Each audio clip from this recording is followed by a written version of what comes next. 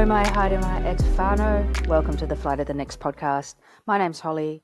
I'm on Gadigal land in Sydney, as is Danny. Alex, we have in Te Whanganui a Tara, Wellington. So round 2 for the men was yesterday. We played Brisbane Roar at home at Sky Stadium, first home game of the season. Very, very physical match. We did the thing where we went behind before we actually scored some goals. In the 42nd minute, Brisbane scores a goal through Vidic. There's a long ball over James. Like, he gets the front position, but then it looks like maybe he's trying to push Vidic to the side, and Vidic just cuts the other side, gets to it first and lofts it over Joshy. Half-time, down 1-0. We were not great until I think about half an hour to go. I think from about the 60th, we really picked up, and it was really all us, and we had quite a lot of chances. 76th minute, there's a bit of a scramble. Piper puts in a cross, and it's poked in by Nagasawa, which was awesome. We were doing really well at that point. Was it coming? 96th minute, Carlo, just from a very narrow angle shot. That last half an hour, was really good, and we got a 2-1 win. Alex, were you there? Yep, I was there. I enjoyed the game. I thought it was pretty good. Would have liked to see a better turnout, especially considering it was quite sunny in Wellington after a bit of a horrible week with the rain and stuff. I actually forgot how windy it gets on the walk up to Sky Stadium, and I was just like getting blown away almost. But I think it was a pretty good comeback. There has to be things said about our defence and about how we kind of react to those key moments. And I kind of think the result masks the performance a wee bit. Going forward, we need to show more. From the start of the game, we pretty much, I don't even think we had a shot on target in the first half, or even until the 60th minute, with the introduction of Corbin Piper and Luke Brooks-Smith, who actually changed the game for us completely. And it kind of makes you think, should they be starting for us? But then again, where do you fit them into this team? We kind of need someone who can drive forward on the counter attack and kind of bring the ball forward and get the ball rolling for us a bit, because at times our front line just seems a bit static and like we're not going anywhere. I think you sort of said it right, Holly. It was Brisbane War, because it was a pretty physical game. They kicked us pretty hard, and we kicked them back if we need to. Their coach was a bit upset about it in the post-match press conference, talking about how people say Brisbane are too physical. But I don't think they're particularly dirty, should we say, but they are a physical side. And the way we play, we're compressing all the play up into sort of their half. So there's going to be a lot of people around. There's going to be a lot of legs around, and we're playing quick balls. We're going to get kicked quite a lot. We're going to have a lot of possession. We're going to get kicked. I don't think Brisbane were particularly. I think actually Perth were probably worse last week in terms of more cynical fouls. But yeah, as a game, it was a real arm wrestle. First half, as you say, Alex, that goal was the first shot on target by anyone. There really wasn't much to watch. Chiefy said that the players had real trouble with the wind, so a lot of the games, the style they wanted to play was just being negated because the wind was blustery all over the place. Passes weren't going where they wanted to, and so they were struggling there. There really wasn't much to see, and I was thinking at half-time, 0-0, which is a really tedious game. What was happening? And then obviously they scored, which wasn't a great goal to let in, and I think we certainly, I think this season it looks like we're going to have a defence that is going to let goals in. At least this time it wasn't as a feature of the process or the formation. This was basically individual error that let it in. I know that doesn't sound better, but it just means that, okay, they will happen in a league like the A-League. Players will make mistakes and they will score. At least we weren't letting goals through as against Perth because of the way we played. I thought we did defensively, apart from that, we were okay. And I don't think Brisbane had many other chances apart from that one. But that was a bad goal to concede. I'm putting it all on James, to be perfectly honest. Some people have blamed Oluwaemi, but I think he made a decision early on not to come for the ball, and James should have seen that and should have realised that just shielding the ball wasn't going to work. He had to make sure he got a foot onto the ball and pushed it away, and he didn't. He tried to shield the player, misjudged it, player was through, and lost it. Miscommunication, I think Chiefy called it at half time, and I would agree with that. They obviously weren't talking to each other, they didn't know where they were going, so somebody's not shouting at someone. And there was a situation in the second half as well where James misjudged the tackle, poked the ball went back to Oluwemi, and James came and cleared it, when really Oluwemi really had his ball, but he cleared it almost from Oluwemi's gloves, and it's like, okay, someone should have talked about that, someone should have shouted, so they got it. So that's something they need to clear up. Absolutely. I think he's got a bit of stick in the socials again after this game. I don't think he's a bad keeper, but I do think he needs to work his mentality. I think he seems to make his decisions are based on the last decision and how that went, rather than on the situation as it presents itself. Previous to that, he'd come for a ball, got hands to it, but didn't pick it up, and they hit the bar mat and it went over. And I think that probably played into the fact that he didn't come for the ball for the goal. Whereas if he'd have caught that ball, his confidence is up, he thinks, I can get everything, he'll come for a ball. Which actually, I think probably would have been a bad decision in this time, but I think he gets in his own head when something goes wrong, and that affects his decision-making for the next time he has to make a decision. And that's something you'd think they'll probably need to work on, because then it looked like James wasn't trusting him at the end in terms of him to come and get the ball, and he was clearing it. But as I said, the system seemed to work with Brisbane to get many chances. And once we started to get it down and played, which coincided with two sets of substitutions, Luke Brooks-Smith and Piper coming on, and they made a few changes as well.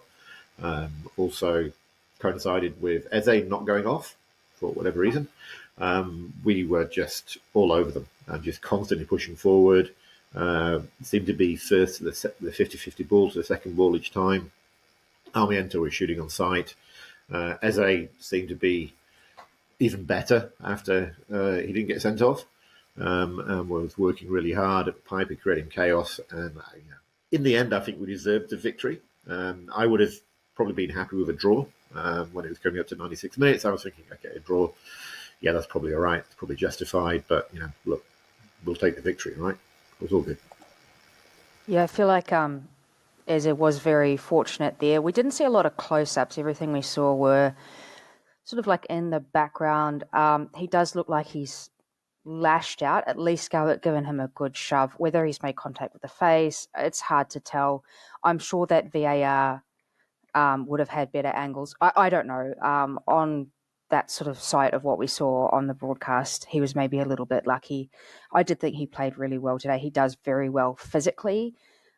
He does not get pushed around, and he works really, really hard, which I think also helps.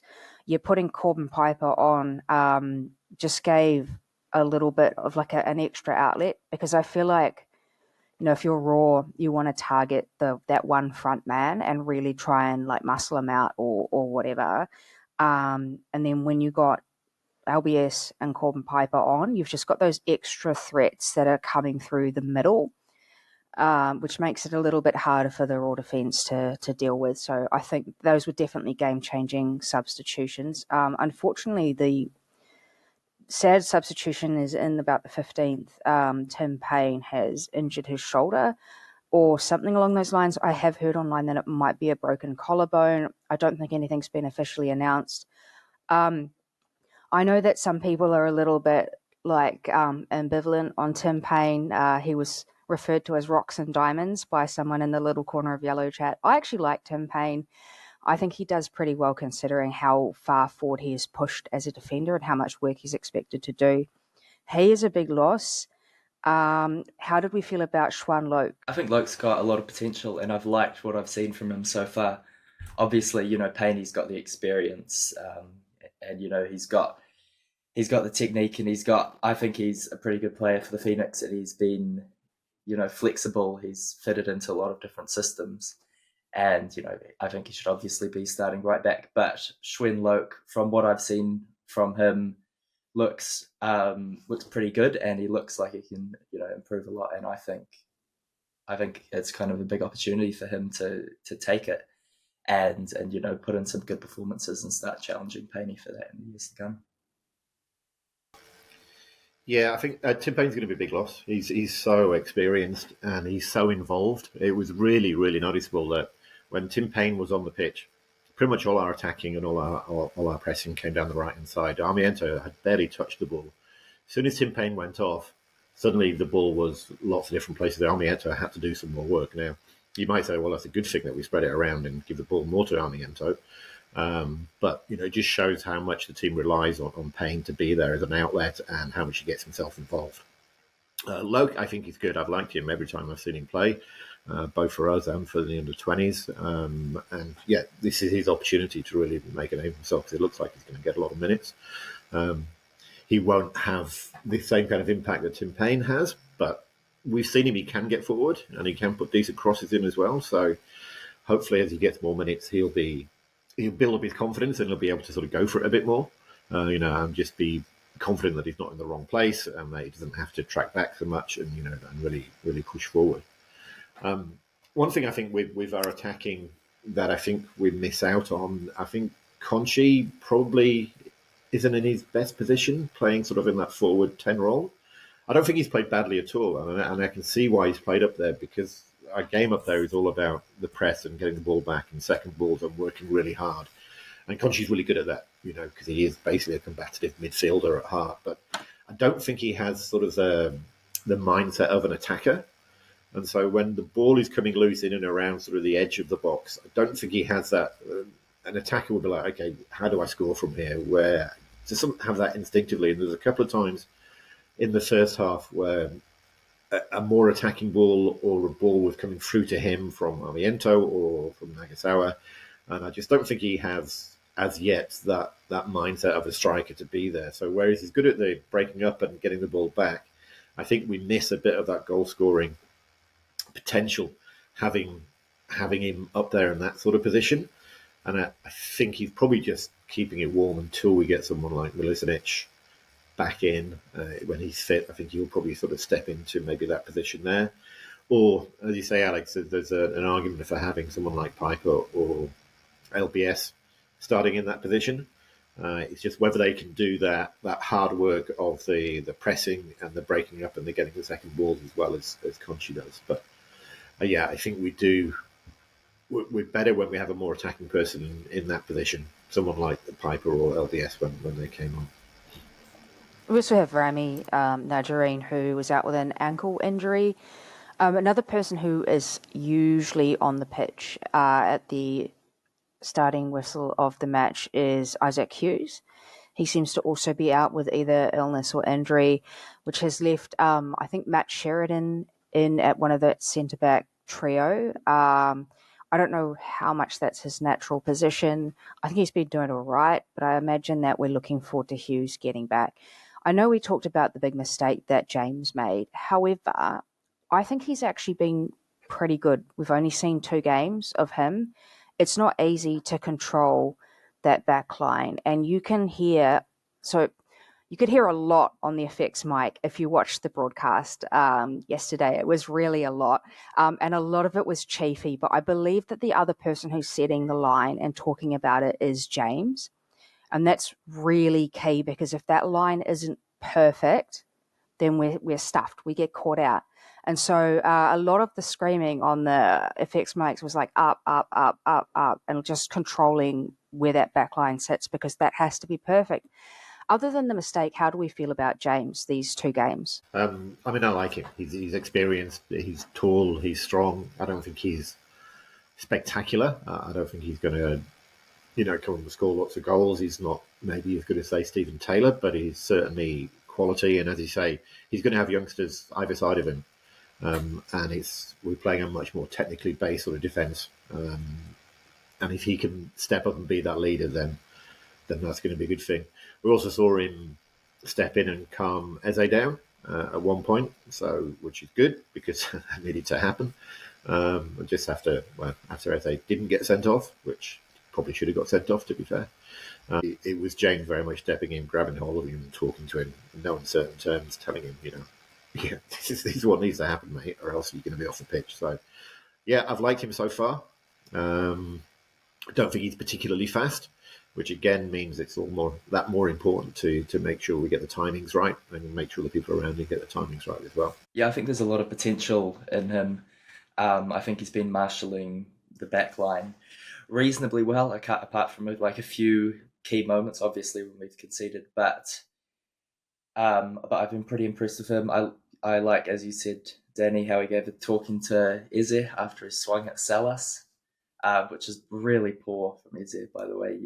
You just can't lash out at a player like that in professional football. If I was chief, I would have subbed him off even. He just can't allow himself to get all that worked up in a game. It's a display of weakness. It was a second retaliation, I have to say. Salazar had to go in twice in sort of the 30 seconds beforehand. So I don't condone it, and he probably should have got sent off, but I can see why he did it. He swung at him like it's violent conduct, in my opinion. And, other opponents will see that and start to bully him because of it. I think he can count himself that is an issue, and he could end up being a bit like Irankunda was in his sort of first season, where opponents knew you just wind him up, you'll get him sent off because he doesn't have the control. So hopefully Eze does calm down a bit. But I don't actually think he did swing to punch him. I think he definitely swung an arm across him, and I think it sort of bounced on his torso and hit Salas in the face. So again, still probably a red card. But then Salas didn't even get booked for what he did, and he elbowed Eze in the chest really quite viciously, put him to the floor, and then did it again a couple of seconds later.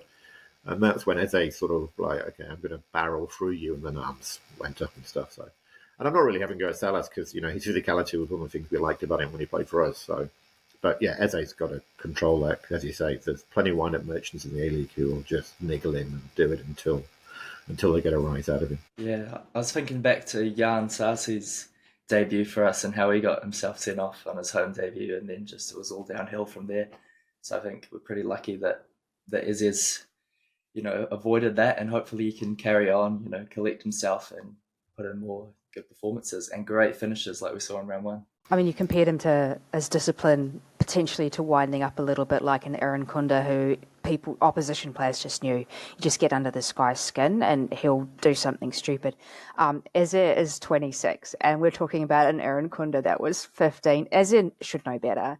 I get why he lashed out, but anyway, we'll see. Hopefully that calms down and it doesn't become something that they can exploit, because I feel like we don't have too many like number 9 sort of attacking options, really. Like LBS is quite wide, Carlo is wide. Who do we really...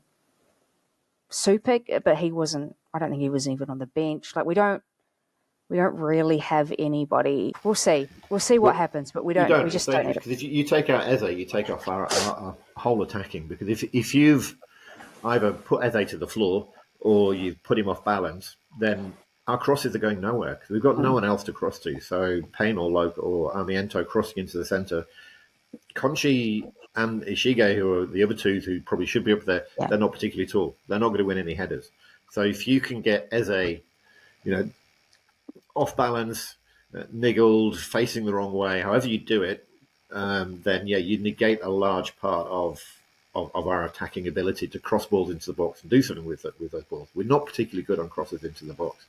Armiento was putting some decent corners in, but Brisbane just headed it away every time. That's at corners when we've got, the tall timber like James coming up there. So when we're in open play, crosses into the box, just if Eze isn't there, are fairly easy for the opposition to play away. So he's a focal point for the opposition for a reason, because he is really our only sort of real outlet in that box there. So if they can negate that, then it neutralises us quite a lot. Any further thoughts on the game before we chat about the upcoming match? Just wanted to say, Armiento and his shooting, he had quite a few shots once we decided to get shots up there, and I thought they were excellent. And I think I mentioned at the time, I was just really happy for him to keep on shooting like that. He seems to be sort of the anti-roofer of shooting, because every shot is on target, it's hard, and it troubles the goalkeeper. So totally the opposite of every roofer's shot. And so if we can do that, then again, it just gives the opposition, it tells them they have to get out and close him down quickly, which again should technically open up spaces somewhere else that he can, slip it through to whoever that may be inside him or whatever. So he's going to miss more than he scores, obviously. And he'll probably have runs where he'll miss a lot, but I'm happy for him to keep going because he's shown that he can do it.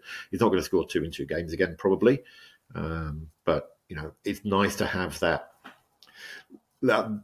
another weapon in our armoury because we haven't had that for a little while. Yeah, I think Corbin Piper kind of allowed Amiento to get into the game a bit more as well. Previously, before he was subbed on, we were kind of seeing him hugging the touchline a bit. I don't know if it's tactical or if that's just the only way he could get the ball previously. But when Corbin Piper came on, he kind of started cutting in a wee bit more kind of edge of the box, which is obviously a more direct route to goal. And we saw it with some shots after there, and it was a nice finish. He'd done really well to put it in the bottom corner. Actually, maybe the keeper should have gotten a wee touch, but if that happens, then the question becomes: does one of our players get another touch, or does it deflect somewhere and go into the goal from there? All right. Well, round 3 we have this Sunday, November the 2nd, 7 p.m. New Zealand time, 5 p.m. AEDT, over here in Gosford against Central Coast Mariners. They've been a bit of a mixed bag, a little bit unknown, quite a few changes. Any thoughts on how we will go against Mariners? I would imagine the side will probably be the same. I don't think he'll change too much. I guess if Hughes is back fit, he might bring him in, but then he might take that slowly, bearing in mind we've now same defence has played 2 games in a row, so why change it if you're trying to build that sort of a teamwork together? Najarine could come in possibly for Ishiga, but again, depends on fitness. But otherwise, I'd be tempted to try and keep this team as the same as possible to try and build those combinations together and get them playing forward. Even though I think there's probably some tweaks you can do. I think having Piper and LBS to bring on, whenever we start getting tired or we need to break something down is a really nice thing to be able to do. And Central Coast haven't been hugely impressive since the game. I mean, they beat Newcastle. That was a bit of a fun peak A-League chaotic game, but they didn't really show much against Sydney at the weekend. And so, it definitely should be a game that we should be looking to win. We played them in a friendly, which don't mean that much, but, they were very poor then, and we beat them 3-0 a game before the Perth game. So we should be going there to win, and I think we'll have a bit of confidence, and as long as we don't have any more injuries, I would put us down to probably win this 2-1. Yeah, I think it's a game we need to win, especially going into the derby the week after. An unbeaten start to the season, 1 draw, 2 wins in a row. That's gold for going into a derby.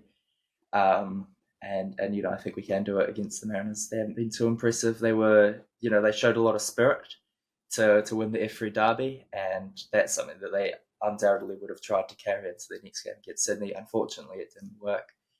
But I reckon we go there and we kind of just keep doing what we're doing, keep building, and hopefully those combinations and the comms can improve, and we'll get the win. All right, we'll join the little corner of yellow in the away bay in Gosford if you can. Otherwise, watch along at home.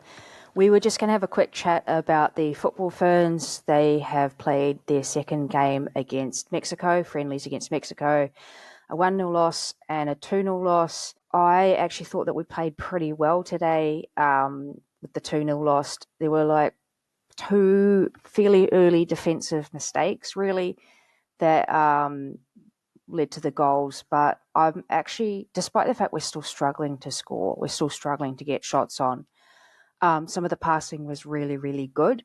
So I'm really hopeful about that. They're going to have a game on Thursday at 1 p.m. New Zealand time against the USA, which will be a much tougher opponent. Danny, you had a bit of a watch. What did you think? Yeah, it was the game today. The 2-0 loss was certainly better than the 1-0 loss. Strangely enough, back to the score. For the first game, I thought Mexico, I think, are 3 places above us or below us in the world ranking, maybe just above us. So they're pretty close. So technically, we should be on the same level. And really, in that first game, they were quite a lot better than us. Just clearly, they were just a better side and played better football. And although, the only goal they scored was basically a goalkeeping error, and they had a few chances otherwise, and we managed to negate that quite a lot. We didn't really have any chances getting to the other end, and that's how many times have we said this about a New Zealand national side? It's like, well, we look quite nice and we play some good football, but we just haven't got that cutting edge. We haven't got that clinical person up the other end to put the ball in the net, and that just seemed to be the way. And today, again, 2 early goals. One was quite a nicely taken goal, but probably should have done better. And the second one, again, unfortunately, with a goalkeeping error. I'm just hoping Big Essendon has got it out of the system before the A-League starts. And then after that, I thought we were the better side, and we probably dominated most possession. Going through most of their chances they had were, again, defensive errors. But apart from, we had a couple of goals. One nice header by Kelly Brown hit the bar and roll across the line, which really should have gone in. And a couple of distant shots, one from Blake, I think, one from someone else. Again, we just played nicely through midfield, and then the final ball, final touch just wasn't there, and there was no one to really grab hold of it and then just do something. I won't say a Corbin Piper, but someone who can actually finish, get the ball, and just almost by force of will put it in the net. We don't seem to have that person, and we weren't creating enough clinically clear chances to have even a striker that doesn't have a great conversion record to put it in, and that's our problem. And Mexico are a good side; they're not a great side, but they have players who can do that. And when we come up against teams who can do that, they're going to beat us, more times than not. And against the US, we're going to be on the back foot most of the time because the US are a very, very good side. And so we're only going to get, if we're lucky, 2 or 3 chances. And so have we got the players that are going to put one of those chances away to give us a chance of getting anything? And at the moment, we're not looking like we do, unfortunately. Well, we'll see what happens. That'll be a much bigger challenge. I don't know whether the US are planning on fielding their first string team or whether they're going to field sort of like a second string team. I don't know what that looks like for them. It's a home game for them. The dub actually does start this weekend. We have a bye since Western United dropped out. That's actually quite convenient for us because we've got Lara War, Mac Barry. Oh my God, who else? We've got 4 who travelled. I believe it was Vic as well. Elliot was the other one. So they've travelled and they've played. So them not having to play in the A-Leagues this week is actually quite handy. I'd still rather not have a bye in the dub, but that will work out for us, and I hope those players come back well rested. I really liked when watching the Ferns, just seeing how many of those players have come through or been involved with the Phoenix. It was great. At one point I was kind of, okay, we've got 6 on the pitch with Phoenix and 5 or not. Just shows how important having a professional football club has been for women's football in the country. And much as I will hate them when the Jaffers get their team in as well, that just gives more pathways through for girls to come through and play for the national side. So that was good to see. All right. Well, thank you so much for joining us. We will be back next week to chat the game versus Mariners. See you then. Matawa.